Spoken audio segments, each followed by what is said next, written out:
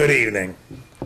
This is Atheist History Week, and I'm John Rafferty, President of the Secular Humanist Society of New York, and also a proud and active member of New York City Atheists, which produces this show. Each week at this time, what we do is review events in history, dates of birth or death, or dates when somebody achieved something or published something or premiered something that has to do with free thought, with atheism, agnosticism, secularism, humanism, rationalism, skepticism, whatever you have ism, as long as it's not religion. Although we do pay attention to religion, those fun and games that occurred during this week in history, such as pogroms and burnings at the stake and other religious fun and games, faith-based initiatives, we like to call them.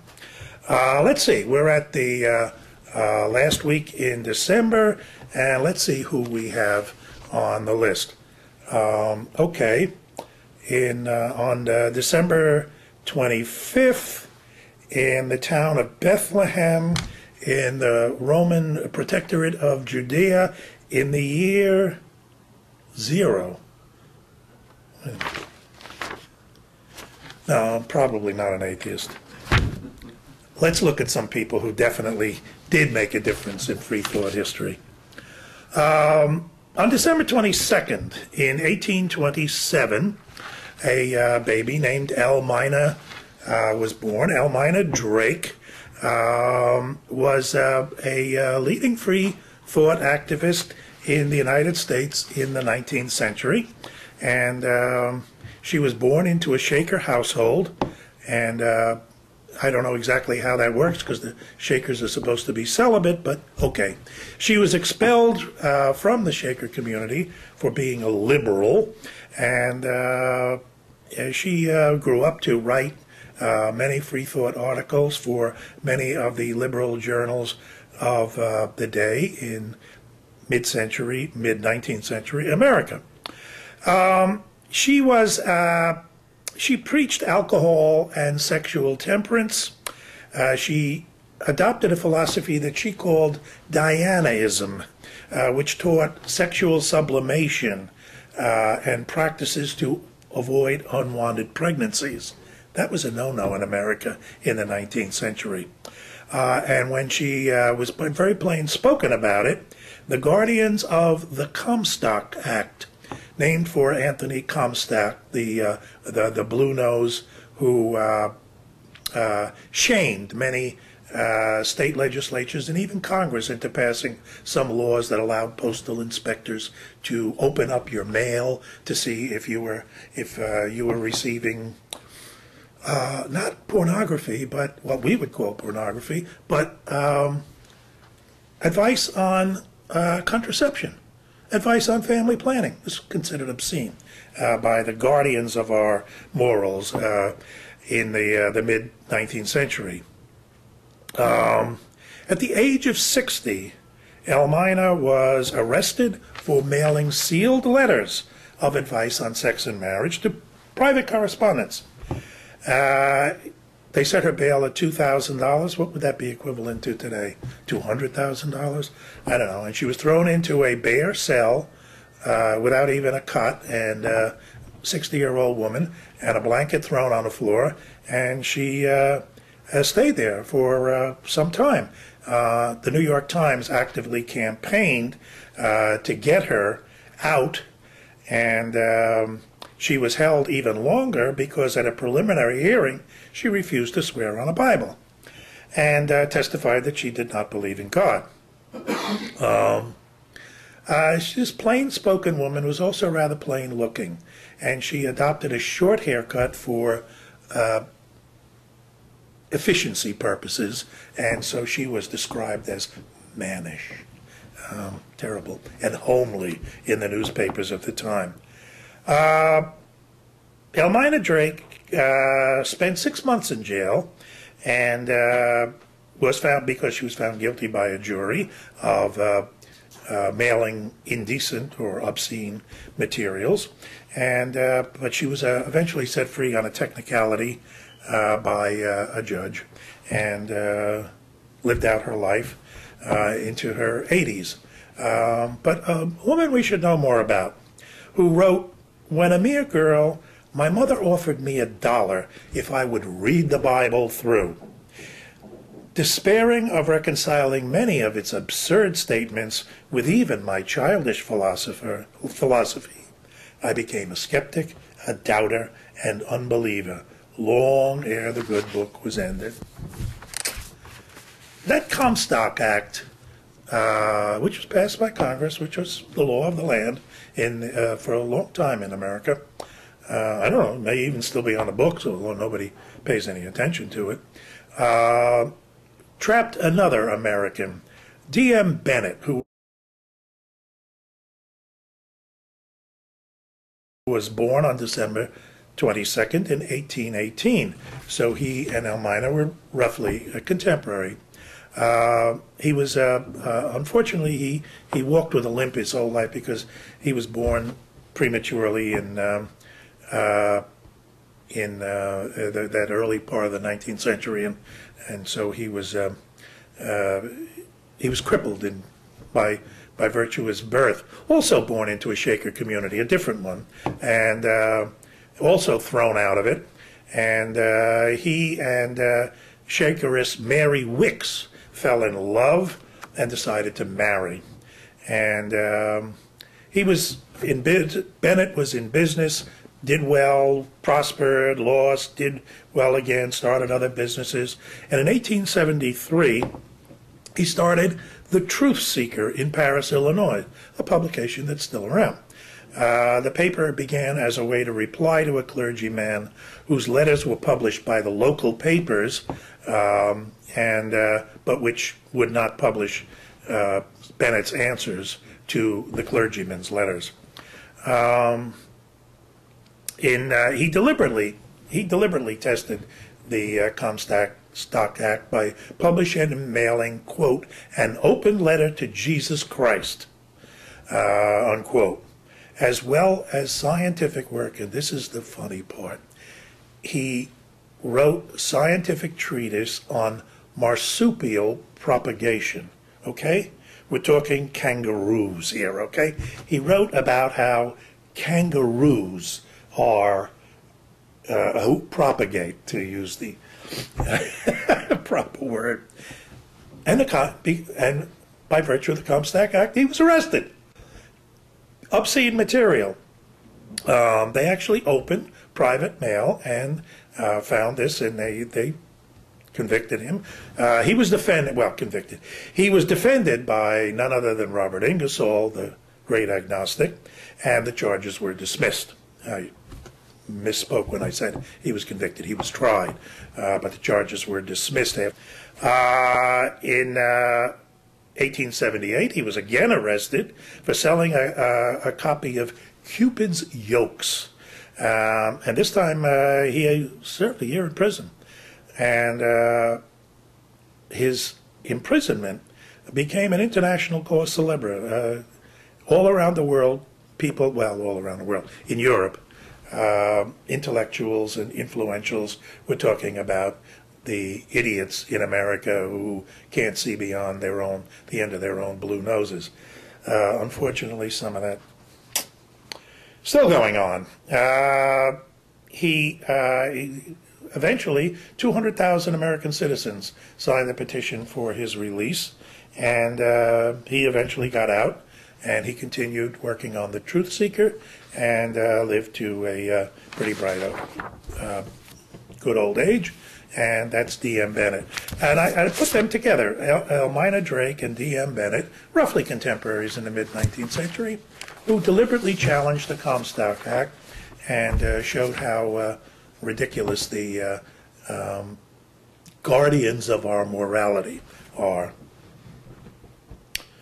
In the 20th century, one of the most important figures that most of us know very little about is Leo Pfeffer,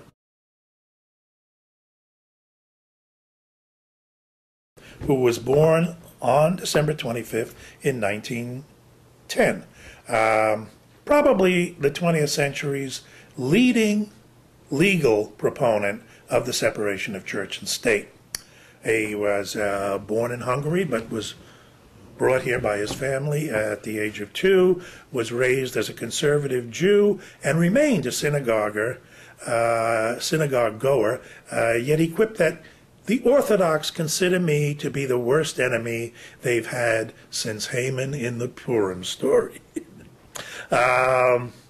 His wonderful book, his masterpiece, Church, State, and Freedom, was first published in 1953, and it's the basic source book for the history of the evolution of the American principle of the separation of church and state.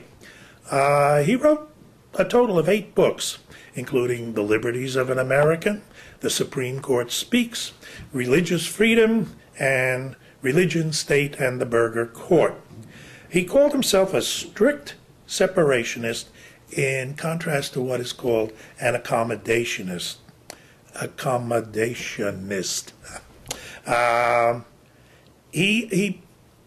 The myth, as I mentioned, I'm the president of the Secular Humanist Society of New York, and one of the problems that secular humanism and atheism have in common is people say, well, you're a religion just like everything else is a religion. You've got your beliefs and blah, blah, blah. And Pfeffer pleaded partly guilty to the charge that he was responsible for secular humanism being called a religion, because in defending a Roy Torcaso before the Supreme Court, Torcaso was challenging a Maryland law that said that anybody employed by the state had to believe in God, and Torcaso was trying to get a job in this vital industry, notary public. He wanted to be a notary public, and so one of the defenses that Pfeffer made, where he claimed there are examples which are not based on the existence of a personal deity. His examples, there are religions which are not based on the existence of a personal deity. Such religions as ethical culturists, Buddhists, and Confucians. And Pfeffer said, my good friend, Justice Hugo Black, thought that wasn't good enough, and he put into my brief the secular humanists, too. Who told him secular humanists? Pfeffer wrote. I didn't have it in my brief. I couldn't sue because you can't sue a justice of the Supreme Court. But since then, I've rued the day.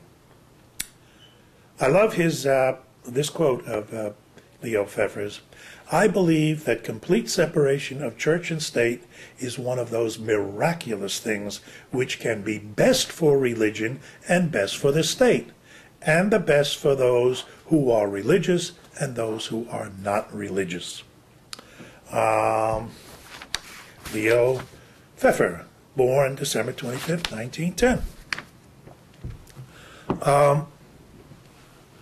Born December 26th in 1921 is someone I discovered when I was a teenager. I read a collection of essays by him, which you might not realize he did, kind of thing he did. Steve Allen, the comedian, the jazz musician, the composer, the writer, was born in 1921 and into a Catholic family in New York. He started his career in show business in radio and wrote scripts, spoke, he had a talk show, and eventually he came to be the original host of the NBC Tonight Show. He was the first, long before Johnny Carson, kids. He acted in the movies. He portrayed Benny Goodman in the Benny Goodman stories. How prolific was Steve Allen? He recorded 40 albums as a jazz pianist, composed 7,900 songs, wrote 54 books, and created 4 seasons of a very memorable PBS series called Meeting of the Minds, which I ought to check to see if it's possible to get that on Netflix. it was staged meetings between great thinkers of the different periods in history, and it was a pretty good show. And as I remember it from way back, Steve Allen had given up religion himself, but he didn't get particularly interested or active until his own son, tragically, from my point of view, and I guess from Steve Allen's point of view, his own son joined the Jesus cult in the 1970s, and Allen was devastated. He wrote Beloved Son, a story of Jesus cults, and he became more aware of the pernicious influence of religion and of the Bible. He said he'd realized that he'd been laughing at the Gideon Bible in all the hotel rooms he'd ever been in. And now he realized how really evil this whole thing was. He wrote Steve Allen on the Bible, Religion and Morality in 1990. In that book he wrote, "It was only when I finally undertook to read the Bible through from beginning to end that I perceived that its depiction of the Lord God, whom I'd always viewed as the very embodiment of perfection, was actually that of a monstrous, vengeful tyrant, far exceeding in bloodthirstiness and insane savagery the depredations of Hitler, Stalin, Pol Pot, Attila the Hun, or any other mass murderer of ancient or modern history." Before he died in the year 2000, looking at the scene in America, and particularly in Washington, of the 1990s, he wrote, "I believe it is the imposition of a dictatorship that increasing numbers on the Christian right now wish to construct in the United States. They believe that Christianity should be the official religion of the United States and that American laws should be specifically Christian." He's absolutely right. That's what they do believe, and that's what we have to worry about. Going back a century and a half, one of the icons of American history, one of the people that we have just always revered as someone without a flaw, is the woman who almost single-handedly changed the way healthcare was delivered in America, Clara Barton.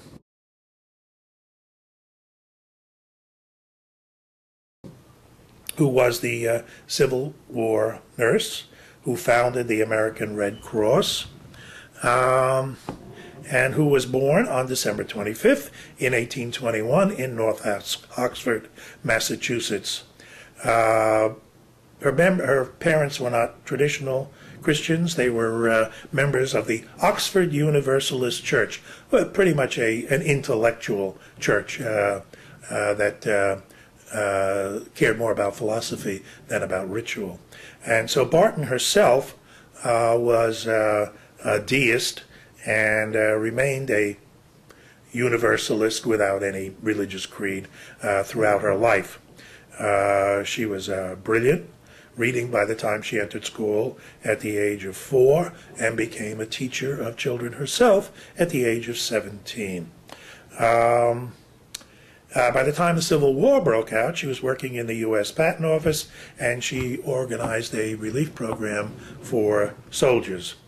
When she learned that soldiers were dying, not from injuries, but from a lack of medical supplies after the Battle of First Bull Run, which was right at the beginning of the war, she organized a successful relief drive.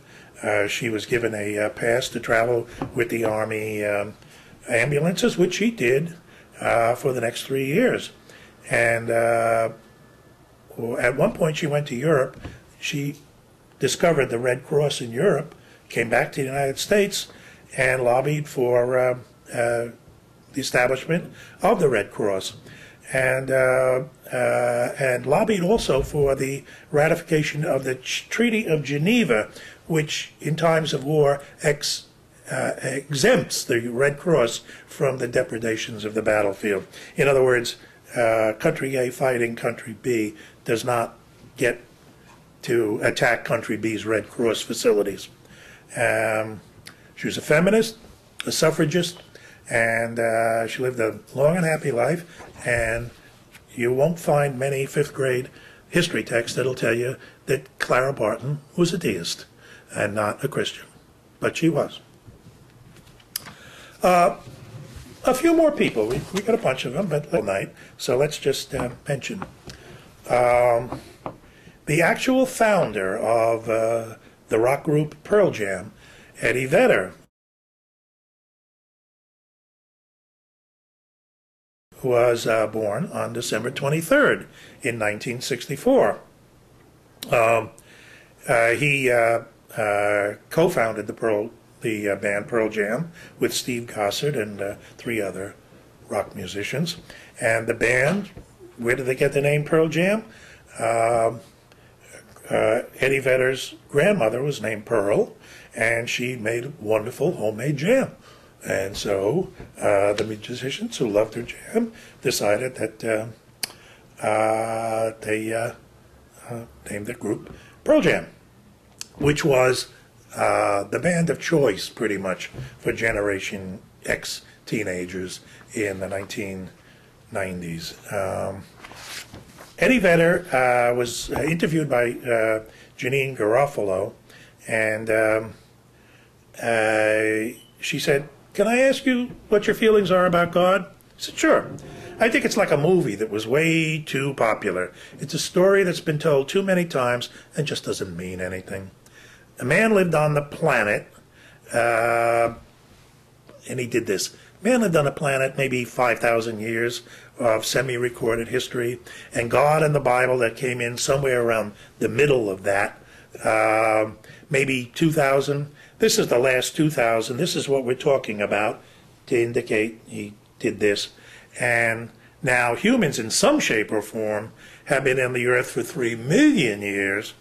And so in all this time, from there to here, there was no God. There was no story. There was no myth, and people lived on this planet, and they wandered, and they gathered, and they did all these things. The planet was never threatened. How did they survive for all this time without this belief in God? I'd like to ask this to someone who knows about Christianity. Maybe you do. That just seems funny to me. And Janine asked, funny ha-ha or funny strange? And Eddie Vedder said, funny strange, funny bad, funny frown, not good. That laws are made and wars occur because of this story that was written again in this small part of time.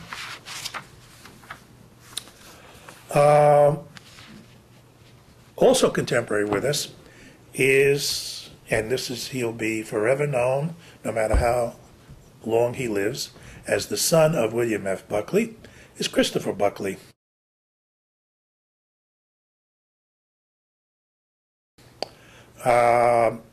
He was the son of the uber-Catholic William F.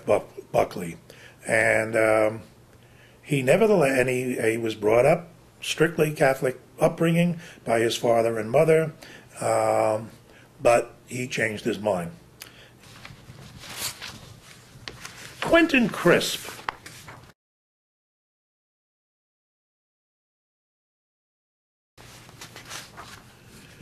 The outrageously flamboyant British entertainer and wit was born on December 25th in 1908.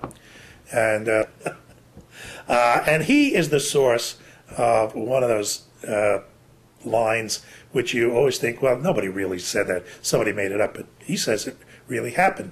When I told the people of Northern Ireland that I was an atheist, a woman in the audience stood up and said, yes, but is it the God of the Catholics or the God of the Protestants that you don't believe in?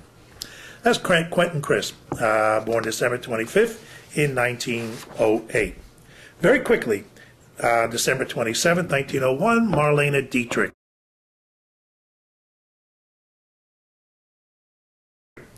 who said about the afterlife, I lost my faith during the war, meaning the Second World War, and can't believe that all those I loved are all up there, flying around or sitting at tables, all those I've lost. I hope to see you, or I hope you see me, at this same place, same time, next week. Thanks for watching.